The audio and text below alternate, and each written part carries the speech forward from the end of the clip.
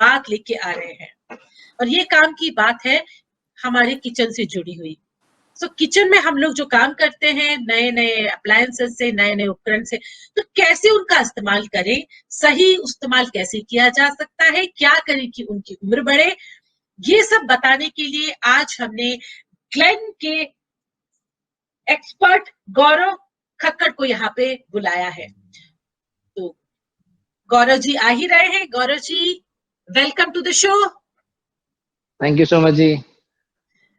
और मैं अपने जो भी व्यूवर्स हैं उनको बता चुकी हूँ कि ये शो हमारे लिए किस तरह से इम्पोर्टेंट है, क्योंकि हम सब जो है वर्किंग वुमन हो, होम मेकर हो, हम सब चाहते हैं कि हमारे किचन में नए से नए जो है अप्लायंसेस हो, बिल्कुल जैसे आपका किचन दिख रहा है वैसी बिल्कुल टच दिखे।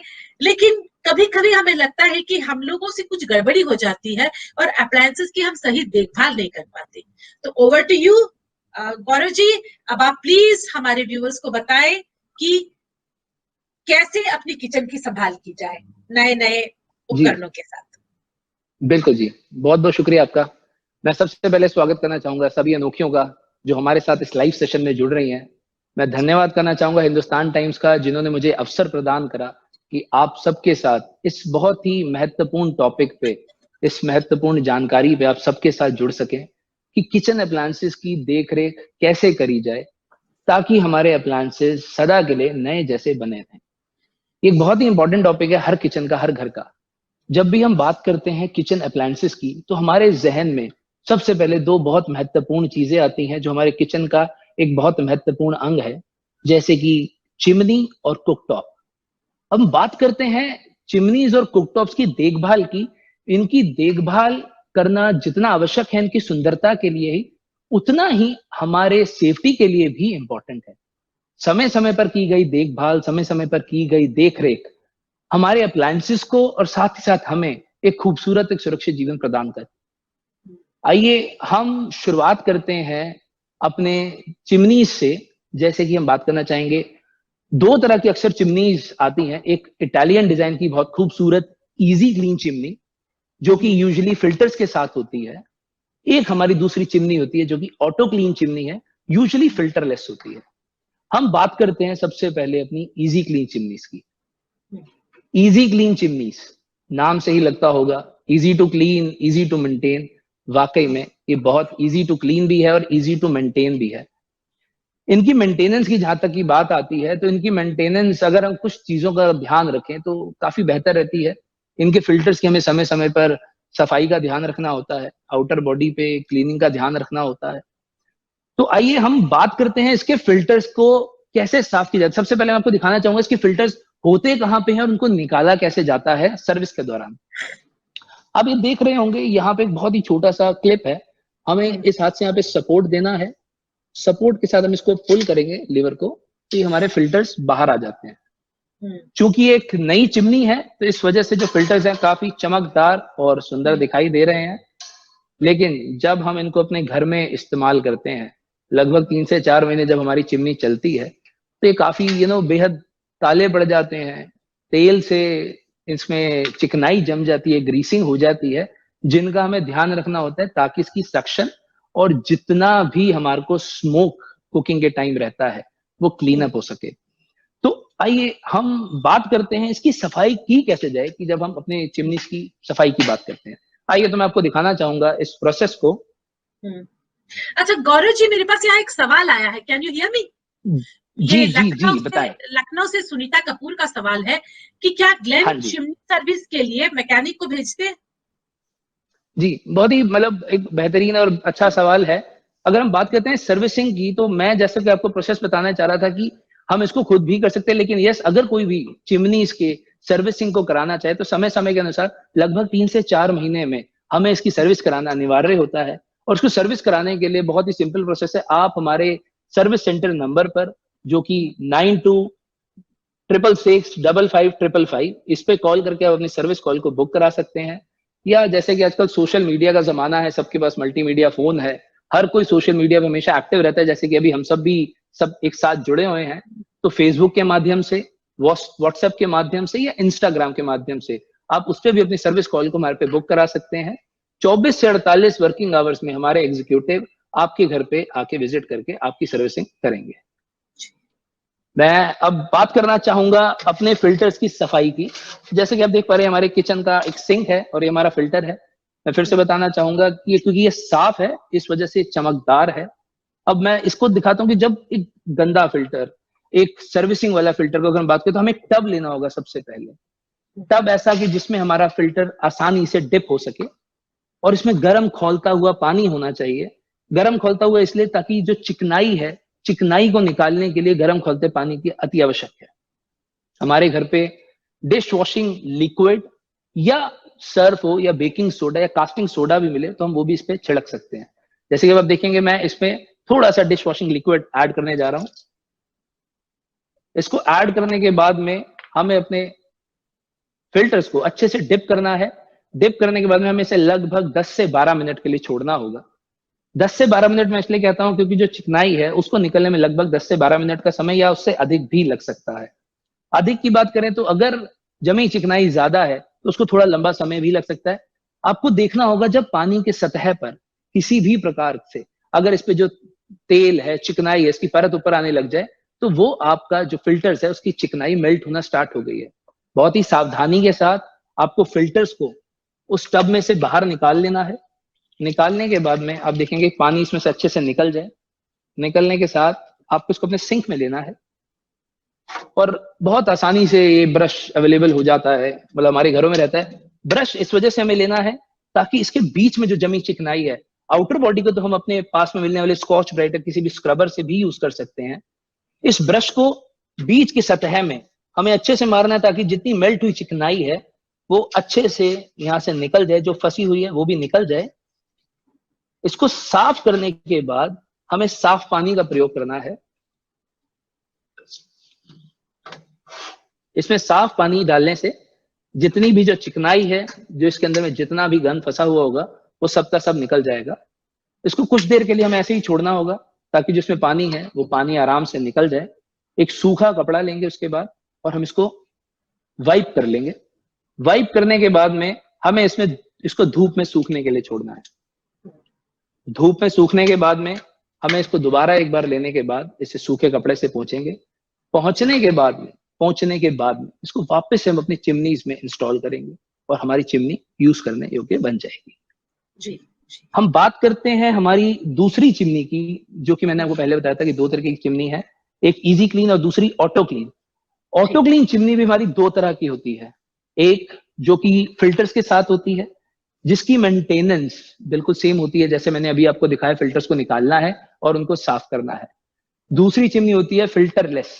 अब फिल्टरलेस चिमनी है तो साफ करने का प्रोसेस भी उसका अलग से डिफरेंट होगा, जिसके अंदर में जितने भी ऑयल जो हमारे फिल्टर्स में कलेक्ट होता था, जो चिकनाई जो फिल्टर्स में ब्लॉक होती थी, यहाँ पे एक ऑयल कलेक्टर ट्रे दी होती है जिसमें वो कलेक्ट होती है।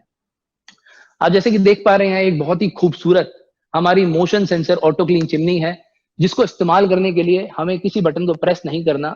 मैंने सिर्फ हाथ घुमाया और खूबसूरत एलईडी लाइट्स के साथ हमारी चिमनी ऑन हो चुकी है। ये जितनी ही खूबसूरत है देखने में, उतनी ही आसान है और पावरफुल है इस्तेमाल में। हम चिमनी को सबसे पहले बंद करेंगे। इसमें आप देखेंगे इसके सफाई के प्रोसेस जिसके बारे में हम बात कर रहे थे मेंटेन करने के लिए। आप यदि यहाँ पे ध्यान से देखेंगे तो यहाँ पे एक बटन है ऑटो क्लीन। अगर इस बटन को हम 5 सेकंड के लिए प्रेस करते हैं तो यहाँ ये टाइमर स्टार्ट हो जाता है। ये टाइमर है इसकी मेंटेनेंस प्रोसेस का। जब हम इसको प्रेस करते हैं तो इसमें लगी मोटर की हाउसिंग के ऊपर लगी हीटिंग फिल्म हीट होनी स्टार्ट होती है, जो कि फैन स्पीड के साथ इसमें जितनी भी जमी चिकनाई है, जितनी भी ग्रीसिंग है, वो लगभग इस प्रोसेस में 12 से 16 मिनट का लगभग समय लगता है, जिसमें जितनी जमी चिकनाई, जितनी भी जमी हुई ग्रीसिंग है वो हमारे ऑयल कलेक्टर ट्रे में डिपॉजिट हो जाती है। आइए मैं दिखाता हूं कहाँ डिपॉजिट होती है। बहुत ही आसानी से हम इसको पुल कर लेते हैं। ये है वो ऑयल कलेक्टर ट्रे कि जिसमें जितनी भी जमी चिकनाई और जो भी ग्रीसिंग होती है प्रोसेस खत्म होने के बाद, वो सब इसमें यहाँ कलेक्ट हो जाता है जितना ऑयल। चूंकि एक मजबूत मेटल ट्रे है तो इसको भी साफ करने का प्रोसेस वैसा ही रहेगा। हमें इसको सिंक में रख के इसमें गर्म पानी और अवेलेबल कोई भी सर्फ हो, डिश वॉशिंग लिक्विड हो, बेकिंग सोडा या कास्टिंग सोडा, हम इस पे छिड़क सकते हैं और कुछ देर के लिए हमें इसे भी छोड़ना होगा। सेम पुराने फिल्टर्स की तरह, जैसे हमने इजी क्लीन के फिल्टर्स की बात करी थी। और फिर से इसको साफ पानी से धो के सूखे कपड़े से इसको पोंछ के धूप में सूखने के लिए रखेंगे। जब ये अच्छे से सूख जाए, इसमें कोई भी पानी का निशान ना रह जाए, इसीलिए हम एक सूखे कपड़े से फिर इसे साफ करेंगे और हम इसे वापस इंस्टॉल कर देंगे, असेंबल करेंगे, ताकि हम अपनी चिमनीज को दोबारा से इस्तेमाल कर सकें। तो गौरव जी, 2 सवाल आए हैं मेरे पास। एक तो गोरखपुर से प्रीति सिंह का है, वो आपसे पूछ रही है कि जिस हिसाब से दोनों को क्लीनिंग करनी पड़ रही है, तो कौन सी चिमनी लेना बेहतर होगा, कौन सी चिमनी लेनी चाहिए? जी बिल्कुल, साफ सफाई दोनों के अंदर है, मेंटेनेंस का प्रोसेस दोनों का है, थोड़ा थोड़ा अलग है, लेकिन दोनों के इस्तेमाल की अगर हम बात करें कि हमें चिमनी कौन सी लेनी चाहिए, तो वो निर्भर करता है आपकी कुकिंग पर कि आप किस प्रकार की कुकिंग पसंद करते हैं। अगर मैं बात करता हूँ कुकिंग की, यदि आपको लेस ऑयल कुकिंग पसंद है, लेस फ्राइंग पसंद है, आपकी यहाँ पे ज्यादा फ्राइंग नहीं होती है, तो हमारा सजेशन रहेगा उसके लिए सबसे बेस्ट रहता है इजी क्लीन चिमनी। लेकिन अगर मैं बात करता हूँ खाने पीने के शौकीनों की, जो काफी ऑयली पसंद करते हैं, फ्राइंग फूड पसंद करते हैं, उसके लिए सबसे जरूरी और सबसे महत्वपूर्ण चिमनी होती है आपकी auto clean chimney. It means less oil cooking, easy clean chimney, more oil cooking, more frying cooking, auto clean chimney.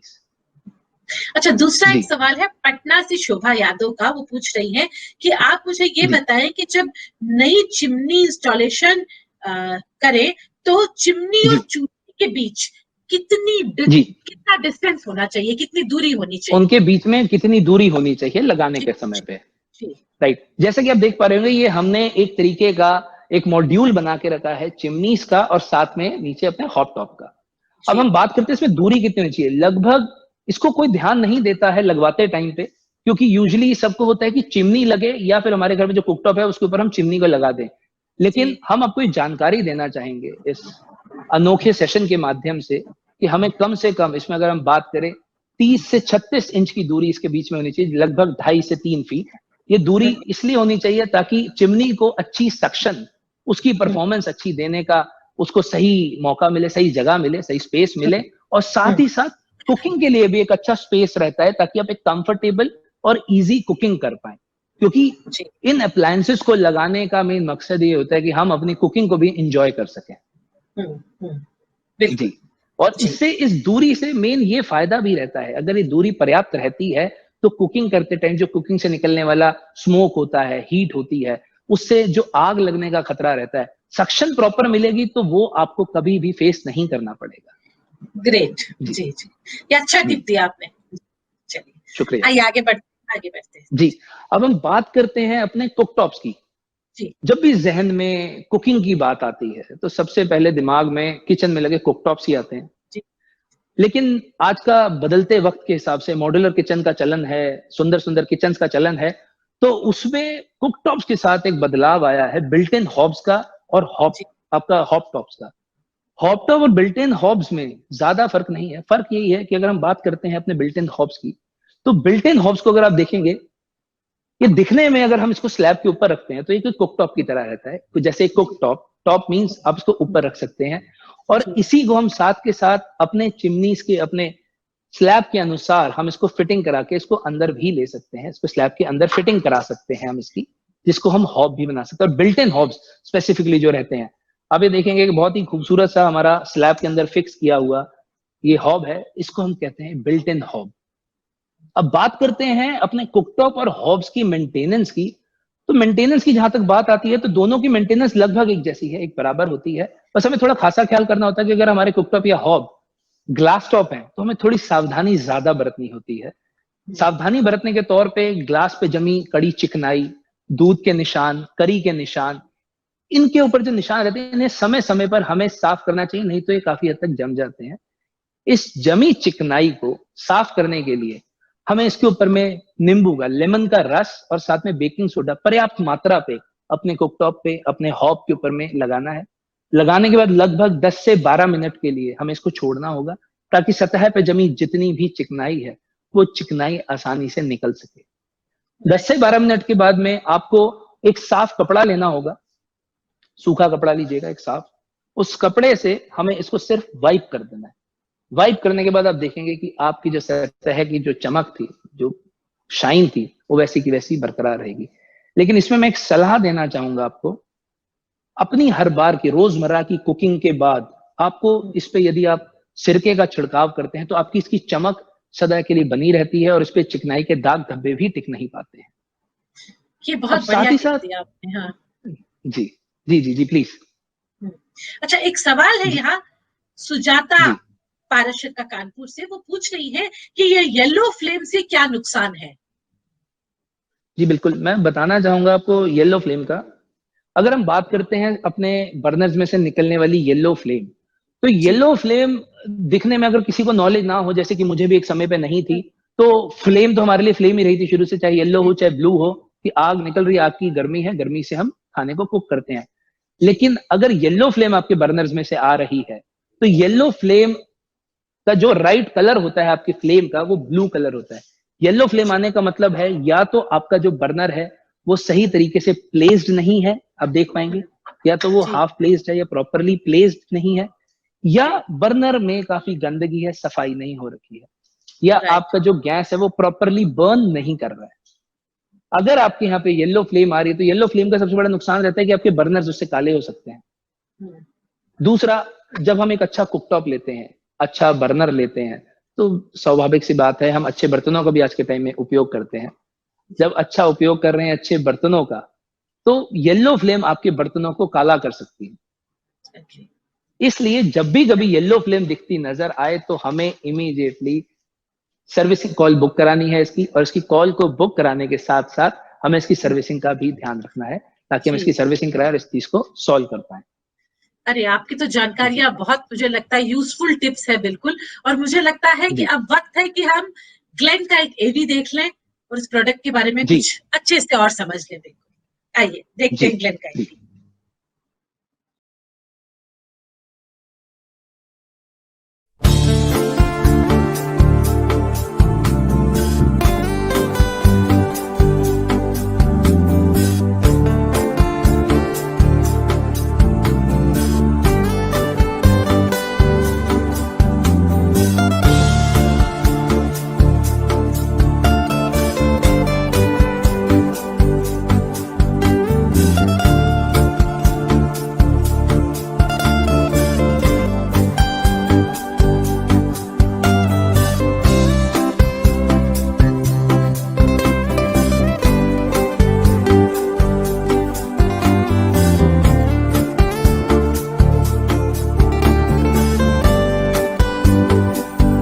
Glenn designer range kitchen appliances, खाना बनाने का एक नया अंदाज।